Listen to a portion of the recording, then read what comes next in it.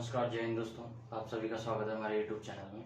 दोस्तों, आज जो चैप्टर पढ़ेंगे हम वह है हमारा नंबर सिस्टम यानी संख्या पद्धति। अब संख्या पद्धति में देखो, हम संख्याओं के बारे में जानेंगे और संख्याओं पे जो लगने वाली संक्रियाएं हैं उनके बारे में जानेंगे। ठीक है, तो देखो शुरुआत में अपन पढ़ते हैं तो हमारे पास देखो जो नंबर्स होते हैं, संख्याएं होती हैं, वो तो मेन संख्याएं तो वो यही होती है यानी संख्याएं।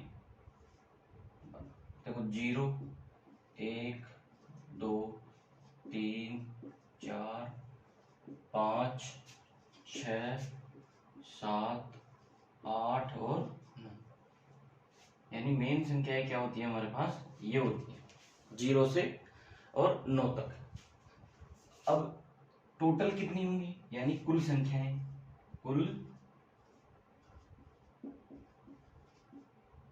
संख्याएं बराबर 10 होंगी। ये होंगी ना 10।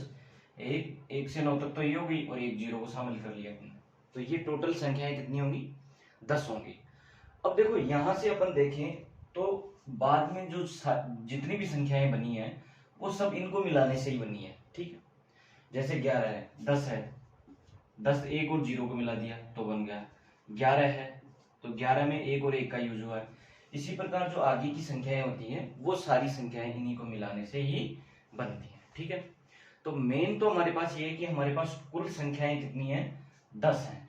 ठीक है कहां से, 0 से और 9 तक। ठीक, अब इसमें देखो जब एक अंक की संख्या तो कितनी है, एक अंकों की संख्या कितनी है, अगर 0 को अपन छोड़ दें तो 0 को कुछ नहीं लेकर के अगर मान लो एक अंक की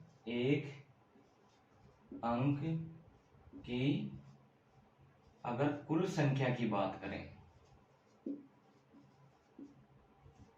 बराबर कितनी है, 9 संख्याएं। फिर मान लो 1 से अगर 100 तक की बात करें, देखो यहां से अपन चले तो 1 से 100 तक।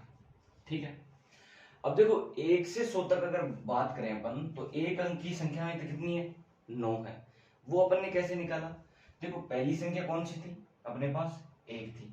ठीक है, पहली संख्या कौन सी थी, देखो ये निकालने के लिए अपन क्या करते हैं भाई, जैसे कुल संख्याएं कितनी हैं तो ये निकालने के लिए अपन कितने क्या करते हैं, एक अंक की अगर संख्या निकाले हैं तो ये करते हैं अंतिम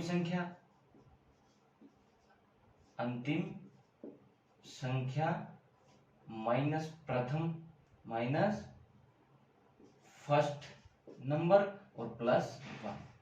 अर्थात मैंने ये कैसे निकाला, अंतिम संख्या कौन सी थी, 9, माइनस 1 किया मैंने और प्लस 1 कर दिया तो कितना आ गया, 9। यानी एक अंक की कुल संख्या कितनी हो गई, 9। इसी प्रकार अपन अगर मान लो 1 से 100 तक दो अंकों की संख्या, दो अंकों की संख्या की अगर बात करें तो देखो दो अंकों की संख्या के, दो अंकों की प्रथम संख्या कौन सी है, 10 और अंतिम संख्या कौन सी है, 99। ठीक है, 1 से 100 तक में देखो 1 से और 9 तक तो क्या है, एक अंक की संख्या है, लेकिन जब 10 से स्टार्ट होता है तो वो दो अंकों की स्टार्ट हो जाती है। कितने अंकों की, 2 अंकों की स्टार्ट हो जाती है। तो दो अंकों की प्रथम संख्या तो 9 है और अंतिम संख्या कितनी है, 99। 100 तो फिर कितने, 3 अंकों की हो जाती है। तो अपन क्या करेंगे, देखो 99 माइनस के 10 प्लस 1। ठीक है, ये कितना हो गया, 89, 89 प्लस 1 बराबर, अर्थात दो अंकों की संख्याएं कितनी है, 90। ठीक है, ये अपन ने यहां से निकाल लिया। ठीक, ये अपन ने निकाल लिया। इस प्रकार अपन इनको डिफाइन करते हैं। अब देखो अपने पास जो ये संख्याएं होती है, ये सारी संख्याओं को अपन क्या कहते हैं, मेन पॉइंट तो ये है कि अपन इन सारी संख्याओं को क्या कहते हैं, यानी इनको कहते हैं अपन रियल नंबर यानी वास्तविक संख्या। क्या कहते हैं, वास्तविक संख्या। सभी संख्याओं को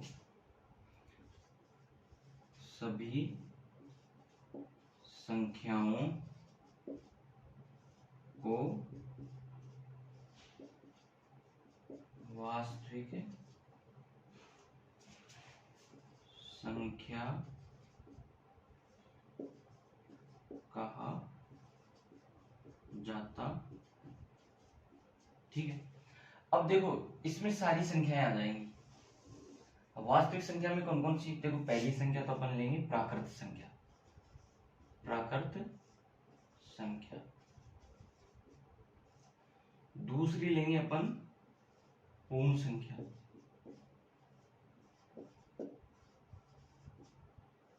और तीसरी लेंगे अपन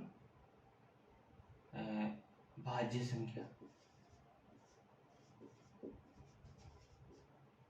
चौथी अपन लेंगे अभाज्य संख्या।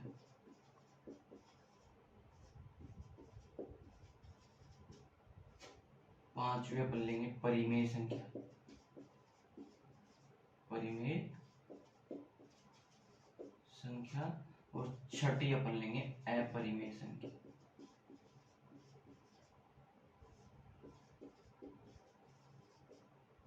ठीक है, फिर इसके बाद बच जाती है अपने पास पूर्णांक संख्याएं। पूर्णांक संख्या, ठीक है, ये हमारे पास संख्याएं हो गई। जो भी बच गई वो बाद में ले लेंगे। देखो पहले अपने पास कौन सी संख्या है, प्राकृत संख्या। दूसरी है पूर्ण संख्या, तीसरी है भाज्य संख्या, चौथी है भाज्य संख्या, पांचवी परिमेय संख्या, छठी अपरिमेय संख्या और सातवीं पूर्णांक संख्या। ठीक है, अब इस प्रकार से अपन बारी बारी से एक एक संख्या को लेते जाएंगे। अब देखो यहां तो अपन ने देख लिया था संख्याएं क्या होती है और ये सारी चीजें अपन ने देखी। ठीक है, अब देखो पहली जो संख्या लेते हैं अपन वो अपनी है प्राकृत संख्या। कौन सी है, पहली जो संख्या ली अपन ने वो ली अपन ने प्राकृत संख्या, अर्थात इसे नेचुरल नंबर के नाम से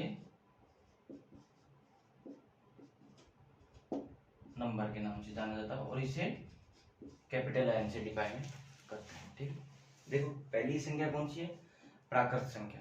इसे अपन क्या कहते हैं, प्राकृत संख्या या नेचुरल संख्या। ठीक है, इसको अपन एन से डिफाइन करते हैं। ठीक, अब देखो ये प्राकृत संख्या होती क्या है। देखो प्राकृत संख्या क्या होती है, जो भी हमारे पास नंबर्स हैं, जैसे हमारा मेन तो नंबर्स कहाँ से स्टार्ट होता है, तो देखो स्टार्ट होता है एक से।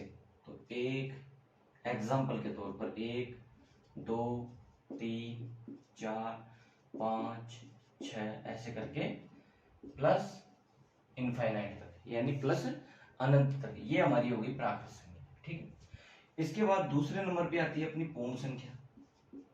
पूर्ण संख्या जिसे अपन होल नंबर के नाम से जानते हैं, जिसे अपन W से डिफाइन करते हैं। ठीक है, अब पूर्ण संख्या होती क्या है, पूर्ण संख्या में अगर मान लो अपन प्राकृत संख्या में जीरो को भी इंक्लूड कर ले, यानी जीरो को भी अगर हम शामिल कर लें प्राकृत संख्या में, तो उसे हम पूर्ण संख्या कहते हैं। ठीक है, जैसे देखो एग्जाम्पल के तौर पर अपन लेते हैं 0 1 2 3 4 5 6 7 8 ऐसे करके प्लस अनंत तक जाएगा इसमें। ठीक है, अब इसी के साथ देखो यहां तक अपने प्राकृत संख्या और पूर्ण संख्या। अब इन दोनों में भी क्या होता है कि सम और विषम, इवन और ओड संख्याएं छुपी होती हैं। तो देखो तीसरे नंबर पे अगर मान लो अपन लेना चाहें तो सम संख्या, सम संख्या यानी इवन नंबर। अब देखो इवन नंबर होता क्या है, वो संख्या जिसमें दो का भाग पूरी तरह से डिवाइड हो जाए। मतलब किसी भी संख्या को अगर दो से भाग करें तो वो पूरी तरह से डिवाइड हो जाना चाहिए, उसी संख्या को अपन क्या कहते हैं, सम संख्या कहेंगे। ठीक है, जैसे एग्जांपल के तौर पे अपन लें तो देखो 2 4 6 8 10 12 14 ऐसे करके ये भी अनंत तक चलता है। ठीक है, प्लस अनंत, ये हो गई अपनी सम संख्या। अब आती है विषम संख्या। तो विषम संख्या को देखो, विषम संख्या 4 नंबर पे क्या आ गई, विषम संख्या, विषम संख्या। ठीक, विषम संख्या में अगर अपन लें तो विषम संख्या में देखो इसको कहते हैं ओड नंबर, ओड नंबर। ठीक है, इसका अगर एग्जांपल की बात करें अपन, एग्जांपल की, तो 1 3 5 7 9 ऐसे करके जिस संख्या में दो का पूरा भाग नहीं जाता हो वो संख्या क्या कहलाती है, विषम संख्या कहलाती है। ठीक है, अब देखो यहां से अपन एक ले सकते हैं कि जब जीरो प्राकृत संख्या में भी जो क्या नाम से जीरो को अपन प्राकृत संख्या में नहीं है लेकिन पूर्ण संख्या में आ रहा है, तो जीरो क्या एक सम संख्या है या विषम संख्या है? तो अपन कहेंगे कि जीरो ना तो सम संख्या है और ना ही विषम संख्या है। ठीक है, तो जीरो नहीं तो सम संख्या है और ना ही विषम संख्या है। ठीक है, यहां अपन ने इसको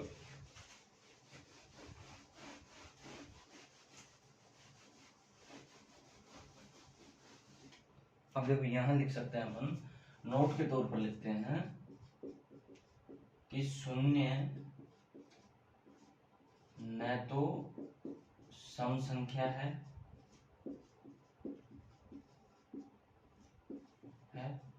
और न ही विषम संख्या है। ये हमारे पास बात है भाई, जीरो को ना तो हम सम संख्या में लेंगे और ना ही विषम संख्या में लेंगे। ठीक है, इसके बाद अपन देखते हैं देखो भाज्य संख्या और अभाज्य संख्या।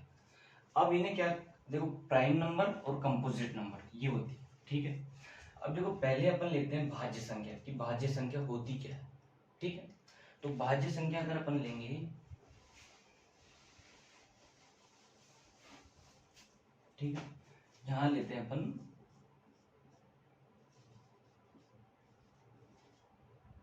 भाज्य संख्या, इसे कहते हैं कंपोजिट नंबर। Composite number. अब भाज्य संख्या को देखो, अगर मान लो अपन भाज्य संख्या को सीखे तो भाज्य संख्या है क्या? भाज्य संख्या वह संख्या जिसमें स्वयं व एक के अलावा किसी और संख्या का भाग जाता हो। जैसे मान लो एग्जाम्पल के तौर पे अपन देखते हैं, जैसे मान लो एक संख्या है 4। ठीक, अब ये 4 संख्या है तो 4 में देखो स्वयं का यानी 4 का भाग जा रहा है एक बार। ठीक है, इसके अलावा देखो 4 में 1 का भाग जा रहा है कितनी बार? 4 बार। ठीक है, मैंने आपसे क्या बोला है कि वह संख्या जिसमें स्वयं व एक के अलावा किसी और संख्या का भी भाग जा रहा हो। तो देखो इसमें किसका भाग जा रहा है? 4 में 2 का भाग जा रहा है कितने बार? 2 बार। यानी यह संख्या क्या हो गई? भाज्य संख्या। अब देखो स्वाभाविक सी बात है कि एक होता है ना, तो एक संख्या का एक का भाग तो सभी संख्याओं में जाता है और स्वयं का भाग भी स्वयं में तो जाएगा ही। तो वह संख्या जिसमें स्वयं व एक के अलावा किसी और संख्या का भी भाग जाता हो, वह संख्या क्या कहलाती है?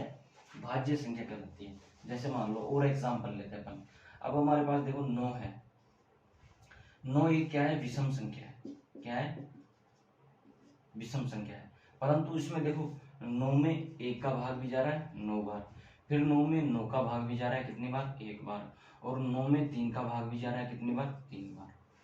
तो ये संख्या क्या हो गई? एक भाज्य संख्या हो गई। अर्थात किसी संख्या में किसी और संख्या का भाग जा रहा हो तो वो क्या हो गई? एक भाज्य संख्या हो गई। ठीक है, अब देखो यहां से अपन लेते हैं कि भाज्य संख्या कौन कौन सी है। अब देखो हमारे पास एग्जाम्पल के तौर पे लेते हैं अपन एग्जाम्पल। देखो एक को अपन न तो भाज्य संख्या कहेंगे नहीं अभाज्य संख्या कहेंगे, क्योंकि एक देखो एक में 1 का भाग भी जा रहा है, अब एक में स्वयं का ही भाग जा रहा है, किसी और संख्या का भाग भी नहीं जा रहा। ठीक है, तो इस हिसाब से अपन इसको क्या कह सकते हैं? अब एक को अपन बाद में समझते हैं। ठीक है, पहले अपन लेते हैं देखो भाज्य संख्या कौन सी। अगर मान लो एक लेते हैं तो एक को तो हमने हटा ही दिया। अब अपन लेते हैं 2। ठीक है, देखो 2 में केवल 2 का भाग जा रहा है और 2 में 1 का भाग जा रहा है, तो ये तो जो भाज्य संख्या की जो डेफिनेशन थी उसको सेटिस्फाई नहीं कर रहा। ठीक है, उसकी डेफिनेशन ये थी कि स्वयं व एक के अलावा किसी और संख्या का भाग जाना चाहिए, अर्थात इसमें किसी और संख्या का भाग नहीं जा रहा, तो यह एक भाज्य संख्या नहीं है। अब लेते हैं अपन देखो 3 लेते हैं। ठीक है, 3 में किस संख्या का भाग जा रहा है? 1 का भाग जा रहा है, और 3 में 3 का भाग जा रहा है, अर्थात इसमें भी किसी और संख्या का भाग नहीं जा रहा, तो यहां से क्या होगा? ये भी हट जाएगा। अब लेते हैं अपन 4। ठीक है, तो 4 में देखो 1 का भाग जा रहा है, और 4 में 4 का भाग जा रहा है, और 4 में 2 का भाग भी जा रहा है, अर्थात यह एक क्या हो गई? भाज्य संख्या।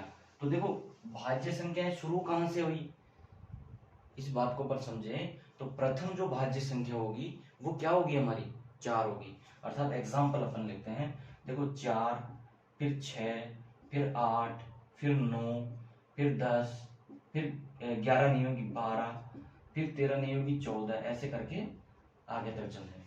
अब यहां से देखो, अगर हम यहां से, तो देखो यहां से अपने पास पॉइंट निकल के आता है, तो देखो हम यहां लिख सकते हैं कि प्रथम भाज्य संख्या बराबर 4। ठीक है, फिर लिख सकते हैं अपन कि एक अंक की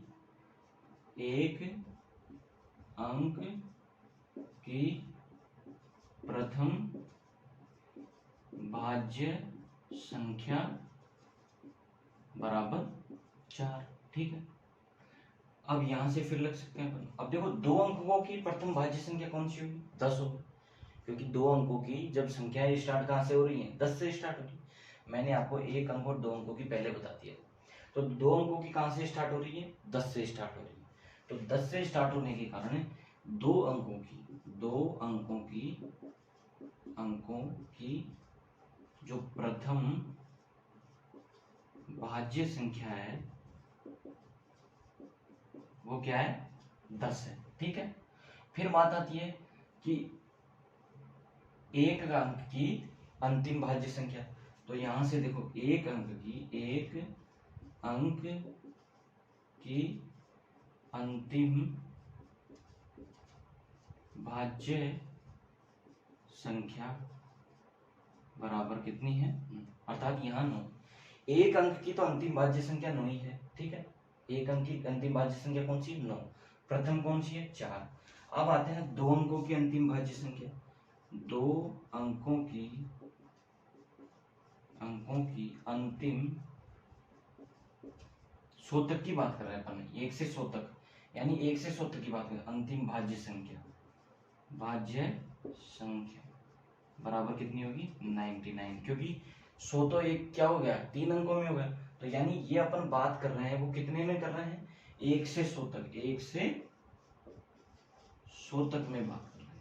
ठीक है, 1 से 100 तक में हम बात कर रहे हैं। ठीक है, ये हमारे पास हो गई भाज्य संख्याओं की डेफिनेशन और कुछ एग्जांपल्स। और मैंने आपको बताया कि प्रथम भाज्य संख्या 4 है, एक अंक की प्रथम भाज्य संख्या 4 है, 2 अंकों की प्रथम भाज्य संख्या 10 है, एक अंक की अंतिम भाज्य संख्या 9 है, और 2 अंकों की यानी 1 से 100 तक में, कितने में? 1 से 100 तक में, 1 से 100 तक में अंतिम भाज्य संख्या कौन सी है? 99 है। अर्थात 99 में किसका भाग जा रहा है? 3 का भाग जा रहा है, यानी 33 बार। ठीक है, तो यह एक क्या हो गई? भाज्य संख्या हो गई। ठीक है, इसके बाद देखते हैं अपन, देखो अभाज्य संख्या। अभाज्य संख्या क्या होती है? इनको कंपोजिट नंबर के नाम से जाना जाता है और अभाज्य संख्याओं के प्राइम नंबर के नाम से। अब देखते हैं अपन अभाज्य संख्या। अभाज्य संख्याएं क्या होती है?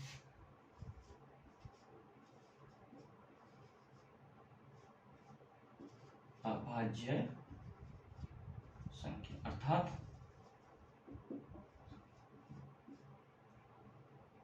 Prime number. ठीक, अभाज्य संख्याएं क्या होंगी? Prime number. अब देखो अभाज्य संख्याएं क्या होती है? देखो नाम से ही पता चला कि अभाज्य यानी किसी से भाज्य नहीं हो, यानी स्वयं और एक के अलावा किसी संख्या से भाज्य नहीं हो। यहाँ अपन अगर इसकी डेफिनेशन लिखें तो देखो, वह संख्या जो स्वयं व एक के अलावा किसी और संख्या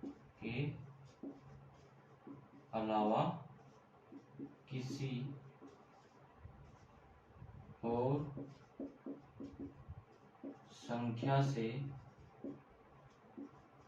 भाज्य नहीं ठीक है, एक व स्वयं के अलावा स्वयं व एक के अलावा किसी और संख्या से भाज्य नहीं हो, वो क्या होगी? अभाज्य संख्या कहलाएगी। ठीक है, अब देखो अभाज्य संख्याओं का एग्जाम्पल ले तो एक के बारे में तो मैंने बता ही दिया था कि एक न तो भाज्य संख्या और न ही अभाज्य संख्या है। जीरो के बारे में मैंने आपको बताया था कि जीरो न तो सम संख्या है और न ही विषम संख्या है। ठीक है, अब देखो यहाँ से कंडीशन अगर देखें एग्जाम्पल के तौर पे, तो एक को तो हमने हटा ही दिया था। अब देखो हमारे पास डेफिनेशन क्या है अभाज्य संख्याओं की, कि वह संख्या जिसमें स्वयं व एक के अलावा किसी संख्या का भाग नहीं जाता हो। यानी स्वयं कितना, जैसे मान लो एक को हटा दिया तो 2 देखो, 2 में स्वयं का भाग जा रहा है और 1 का भाग जा रहा है और किसी संख्या से भाग नहीं जा रहा। तो ये क्या होगी, प्रथम अभाज्य संख्या कौन सी होगी हमारी, 2 होगी। ठीक है, अब 3 देखो, 3 में भी 3 का भाग जा रहा है और 3 में 1 का भाग जा रहा है, तो इससे अलावा भी कोई और संख्या यही होगी। ठीक है, तो यहाँ देखो पहली संख्या 2, 3, 5, 7, ठीक है, 9 नहीं है, फिर 11, फिर 13, ऐसे करते करते आगे जाएंगे। ठीक, अब देखो इसमें क्या हो गया कि प्रथम जो अपने पास संख्या है, ठीक है, देखो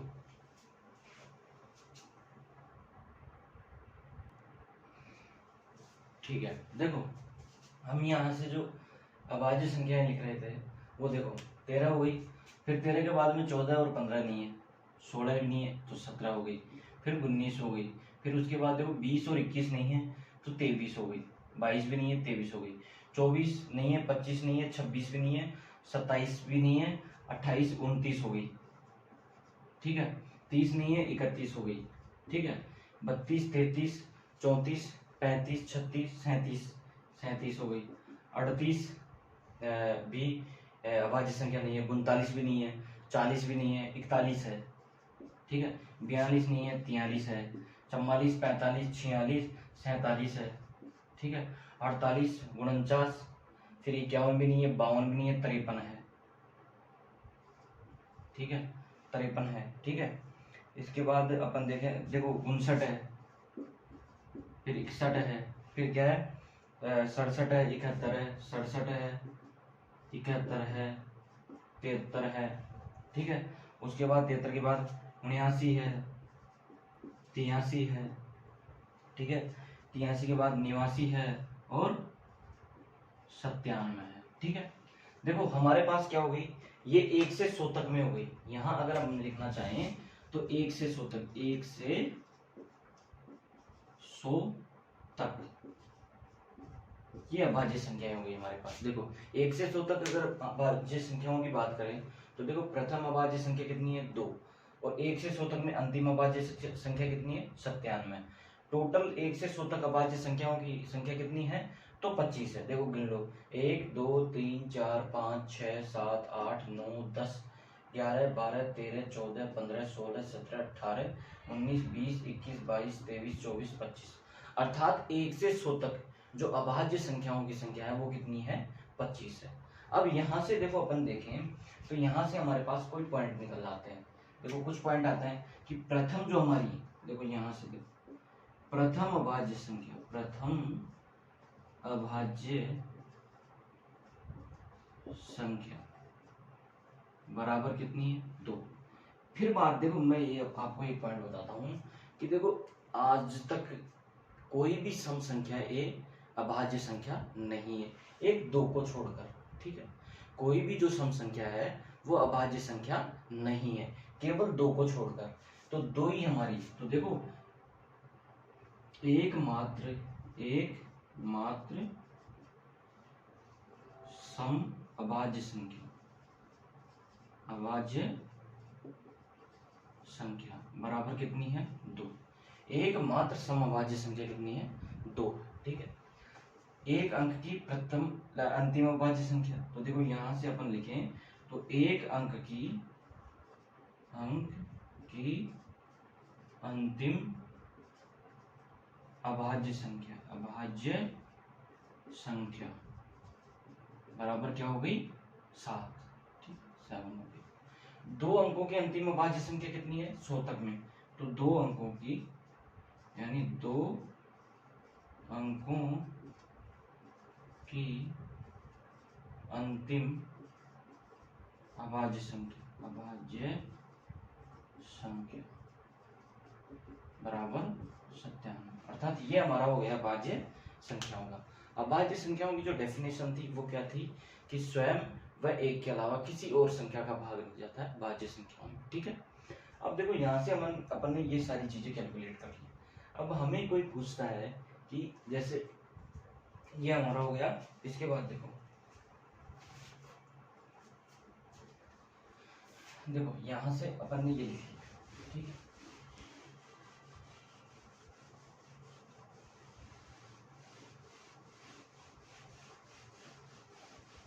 देखो अगर मान लो हमसे कोई पूछता है कि 1 से 25 तक अभाज्य संख्या बराबर कितनी होंगी 9। ठीक है, 1 से अगर 25 तक अपन गिने हैं तो अभाज्य संख्याएं कितनी होंगी 9। अब देखो मैं आपको एक बार फर्स्ट टाइम का एग्जांपल लेके बता देता हूँ।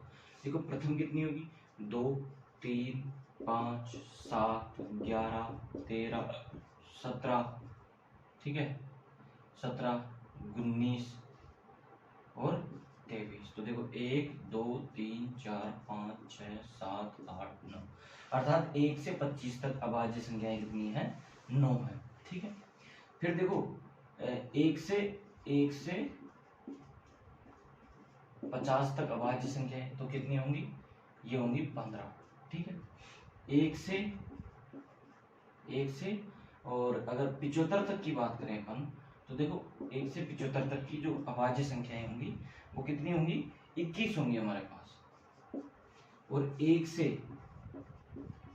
100 तक की बात करें तो हमारे पास कितनी होंगी 25 होंगी, जो मैंने आपको अभी बता दिया। ठीक है, 1 से 100 तक हमारे पास 25 हो गई। 1 से 200 तक की बात करें, 200 तक बात करें तो हमारे पास 30 होंगे। ठीक है, नहीं 1 से 125 तक, 1 से 125 तक हमारे पास 30 होंगे। 1 से अगर 150 तक की बात करें तो हमारे पास 35 होंगे।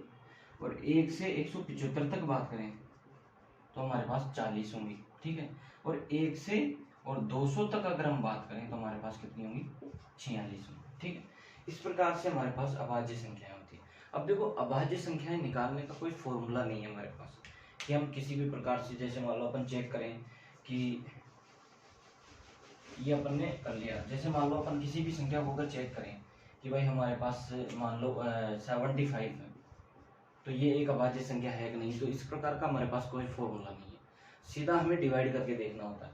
देखो ये जब हम भाज्यता के नियम पढ़ेंगे तो उससे हमें पता चलेगा कि ये एक अभाज्य संख्या है कि नहीं। फिर भी जैसे रेयर केस में तो हमें पता नहीं चलेगा, वो हमें डिवाइड करके या कैसे करके देखना ही पड़ेगा कि ये अभाज्य संख्या है कि नहीं। ठीक है, या फिर देखो हम एक अभाज्य संख्या निकालने का एक फॉर्मूला कर सकते हैं। ठीक है, देखो अगर हमारे पास मान लो हमें 23 दिया गया, एग्जाम्पल के तौर पर हमें कितना दे दिया 23 दे दिया। ठीक, अब 23 के लगभग जो लगभग जितना पास हो वो स्क्वायर कौन सा है 5 का स्क्वायर है। कौन सा है 5 का स्क्वायर कौन सा है 25 है। ठीक है, इसका अंडर रूट निकालेंगे तो कितना आएगा 5।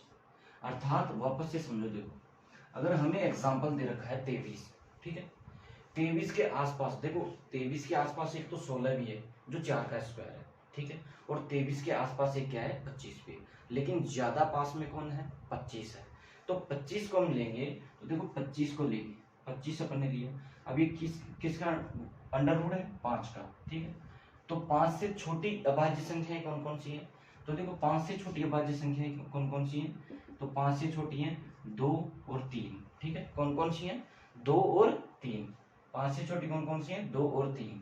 खुद 5 को तो अपन ले ही नहीं सकते क्योंकि 5 खुद को नहीं ले सकते, 5 तो इससे ज्यादा गया तो कितनी होगी 2 और 3। अब 23 में अगर 2 का भाग जा रहा है और 23 में अगर 3 का भाग जा रहा है तो ये संख्या भाज्य है, नहीं तो ये संख्या क्या है अभाज्य। और हमें पता भी है कि ये संख्या क्या है एक अभाज्य संख्या। ठीक है, जैसे जिस प्रकार अपन एक और संख्या लेते हैं, मान लो जैसे मान लो अपन ने ले ली कौन सी संख्या ले ली जिससे डिवाइड हो सके, तो देखो अपन ने ले ली 65 ले लिया मान लो। ठीक है, 65 ले लिया। ठीक है, अब 65 लेने के बाद देखो हमारे पास संख्या आती है कि ये किसका स्क्वायर हो सकता है, लगभग लगभग दिमाग लगाओ, किसका स्क्वायर हो सकता है, इसके आसपास किसका है 64, यानी 4 का वो 8 का स्क्वायर। ठीक है, यानी 64 इसके आसपास है तो 64 का अंडर रूट कितना होगा 8। और 8 से छोटी जो अभाज्य संख्या है वो कितनी होंगी 2 3 5 और 7। ठीक है, ये अभाज्य संख्याएं होंगी 8 से छोटी। अब देखो इसका किसी में भाग दो, देखो 65 है, 65 में 2 का भाग जा रहा है नहीं जा रहा, फिर 3 का भाग जा रहा है 65 में 3 का भाग भी नहीं जा रहा है, और 5 का भाग जा रहा है 13 पंजे 65 यानी 13 पंजे 65। अर्थात यह संख्या क्या है, भाज्य संख्या है। ठीक है, क्या है, एक भाज्य संख्या है। एक एग्जांपल और ले लेते हैं अपन, देखो जैसे मान लो मैंने ले लिया 143 143, ठीक है 143 ले लिया मैंने। अब 143 किसके पास में है, अगर मान लो आप चाहते हो तो 139 भी ले लो, 139 भी ले लिया अपन, ठीक है 139 ले लो, मान लिया अपन 139 ले लिया, ठीक। हमें पता नहीं है कि यह एक भाज्य संख्या है या अभाज्य संख्या, लेकिन 139 के पास में किसका वर्ग आता है, 144, यानी 144, और 144 किसका, अंडर रूट 12 का, ठीक है। अब 12 से छोटी अभाज्य संख्याएं कितनी है, देखो 12 से छोटी कौन कौन सी, 2 है, 3 है, 5 है, 7 है और 11 है, ठीक है, ये अभाज्य संख्या है। अब देखो 139 में अगर 2 से भाग करेंगे अपन तो 2 से भाग नहीं जा रहा है, 3 से भाग करेंगे तो 3 से भी नहीं जा रहा, 5 से भी नहीं जा रहा। अब 7 से देके देखते हैं, देखो 7 एकम 7, कितना बच गया, 6, 9 होता है, 7 नाम 63, ठीक है, तो ये भी नहीं जा रहा, ठीक है। 11 से भाग करेंगे तो 11 एकम 11, फिर 2 बच गया, 9 होता है, यानी 139 भी क्या है, एक अभाज्य संख्या है। 139 भी क्या है, एक अभाज्य संख्या। इसी प्रकार से अपन अभाज्य संख्याओं को चेक करते हैं, ठीक है। अब देखो कोई भी अगर मान लो बड़ी से बड़ी संख्या दे दी जाए अभाज्य संख्या चेक करने के लिए, तो उसके लिए यही फॉर्मूला अपनाते हैं, ठीक है। नेक्स्ट अपन देखो क्या टॉपिक है हमारा, नेक्स्ट टॉपिक है हमारा,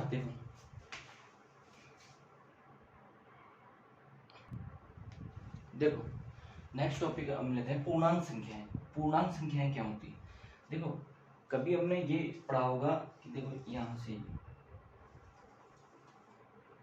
ये फर्स्ट चतुर्थांश होता है, ये सेकंड होता है, ये थर्ड होता है और ये होता है फोर्थ, ठीक है। देखो यहाँ अपन 0 मान के चलते हैं, शून्य मान के चलते हैं, ठीक है। राइट साइड में अपन एक पॉजिटिव में लेते हैं, यानी 1 3 4 5, यानी 1 2 3 4 5, ठीक है। और ये लेते हैं नेगेटिव में लेते हैं अपन इधर, यानी -1 -2 -3 -4, यहाँ लेते हैं अपन पॉजिटिव में 1 2 3 4 5, यानी 1 2 3 4 5, ठीक है। इधर लेते हैं नेगेटिव में -1 -2 -3 -4, ठीक है, ये अपन लेते हैं। अब देखो अब मैं इससे आपको क्या समझाना चाह रहा हूँ कि देखो 0 के इधर चलोगे तो नेगेटिव में संख्याएं आती है, 0 के अगर लेफ्ट साइड में चलोगे तो नेगेटिव संख्या आएंगी, और राइट साइड में चलोगे तो पॉजिटिव संख्या आएंगी। अब इस प्रकार मैं आपको समझाना चाह रहा था कि जो पूर्णांक संख्याएं होती है ना, पूर्णांक संख्याओं में सारी संख्याएं आ जाती है। पूर्णांक संख्याएं यानी इंटीजर्स नंबर,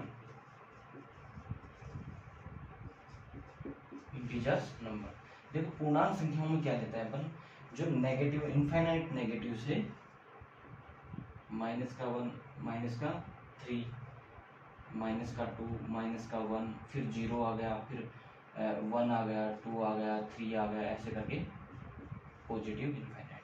अर्थात वो संख्याएं जिसमें माइनस, नेगेटिव, पॉजिटिव और 0 तीनों को शामिल कर लिया जाए तो उसे अपन क्या कहते हैं, पूर्णांक संख्याएं। अब देखो इसमें भी क्या होती है कि एक तो होता है नेगेटिव पूर्णांक यानी ऋणात्मक पूर्णांक, एक होते हैं धनात्मक पूर्णांक और एक होता है शून्य, ठीक है। 3 प्रकार की संख्याएं इसमें शामिल होती हैं, अर्थात ऋणात्मक और धनात्मक और शून्य को मिला दिया जाए तो वो संख्याएं क्या होती है, पूर्णांक संख्याएं कहलाती है, ठीक है। ये हमारी पूर्णांक संख्याएं होगी। इसके बाद देखो अपन यहाँ से लेते हैं परिमेय संख्याएं, ये लेते हैं परिमेय संख्या, ठीक है। परिमेय संख्याएं क्या होती हैं,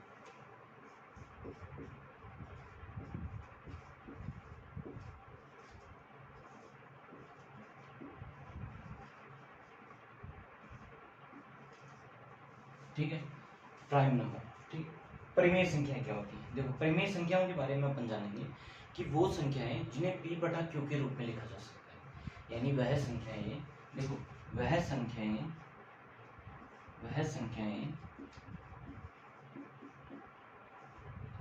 जिन्हें p बटा q के रूप में लिखा जा सकता है। अब यहाँ एक कंडीशन देती है कि q is equal to no, q is not equal to 0, अर्थात हम q को जो देखो अंश और हर होता है, ये होता है अंश और ये होता है हर, ये होता है न्यूमरेटर और ये होता है डिनोमिनेटर, ठीक है। अर्थात अंश व हर में, अर्थात हर को अपन 0 नहीं ले सकते, p बटे q के रूप में तो लिख सकते हैं, लेकिन अंश व हर को अपन 0 नहीं ले सकते। जैसे मान लो, अगर मान लो कोई संख्या 3 बटे 0 कर दिया, तो 3 बटे 0 का मान, इसका मान क्या हो जाएगा, इनफाइनाइट हो जाएगा। अगर आपने 0 बटे 3 कर दिया तो कोई दिक्कत नहीं, ये 0 ही रहेगा इसका मान, ठीक है। अगर 0 में किसी भी संख्या का भाग देते हैं तो वो 0 ही रहता है हमेशा, लेकिन अगर किसी संख्या में अगर 0 का भाग दे दिया तो वो इनफाइनाइट में चला जाता है, इसीलिए अपन q is not equal to 0 लेते हैं, ठीक है। अब देखो यहाँ से अपन एक चीज कर सकते हैं, इसमें एग्जाम्पल लेते हैं। अब एग्जाम्पल लेते हैं, देखो 1 हो गया, 2 हो गया, 5 बटे 7 हो गया, 3 बटे 11 हो गया, या माइनस में 5 बटे 11 हो गया, ऐसे करके कुछ भी ले सकते हैं अपन, ठीक है। एक होता है हमारे पास जो 22 बटे 7 होता है, 22 बटे 7 एक पाई का मान मानते हैं, पाई होता है, ठीक है। पाई का मान अपन 22 बटा 7 लेते हैं, ठीक है। एक्चुअल में 22 बटा 7 होता नहीं है, पर अपन 22 बटा 7 कैलकुलेशन की वजह से पाई का मान 22 बटे 7 ले लेते हैं, ठीक है। अर्थात पाई जो खुद होता है ये तो क्या है, एक अपरिमेय संख्या है, जबकि इसका मान जो 22 बटा 7 लेते हैं अपन, ये है एक परिमेय संख्या है, अर्थात ये एक परिमेय संख्या, ठीक है। इसी के साथ अगर अपरिमेय संख्याओं की बात करें, अपरिमेय संख्या, तो अपरिमेय संख्याएं क्या होंगी, अपरिमेय संख्या कि वे संख्याएं जिन्हें p बटा q के रूप में नहीं लिखा जा सकता है, यानी p बटा q के रूप में नहीं लिख सकते। अर्थात एग्जाम्पल के तौर पे अपन दे सकते हैं, तो देखो एक तो पाई हो गया, एक अंडर रूट 2 हो गया, ठीक है, एक अंडर रूट 3 हो गया, एक अंडर रूट 5 हो गया, ऐसे करके बहुत सारी संख्याएं होती है, ठीक है। तो उनको क्या है कि p बटा q के रूप में नहीं लिख सकते अपन, ठीक है, p बटा q के रूप में नहीं लिखा जा सकता। तो हमें ये संख्याएं आ गई। अगर मान लो आप चाहते हो कि इसके नीचे 1 रख दें, जैसे मान लो इसको पूरा लिख दें कि अंडर रूट 2 बटे 1, ठीक है, तो देखो फिर भी ये निकल के तो यही आएगा ना, अंडर रूट 2, ठीक। तो इसी प्रकार अपन इसको p बटे q के रूप में नहीं लिख सकते, अपरिमेय संख्याओं को अपन p बटे q के रूप में नहीं लिख सकते, ठीक है। तो आज हमने जो संख्याओं के बारे में जाना है दोस्तों, इसके नेक्स्ट टॉपिक में अपन जो भाज्यता के नियम, ये सारी चीज़ें सीखेंगे, ठीक है। और चैनल सब्सक्राइब करें, लाइक करें दोस्तों, और सेशन अच्छा लगा हो तो शेयर करना ना भूलें, ठीक है। जय हिंद दोस्तों।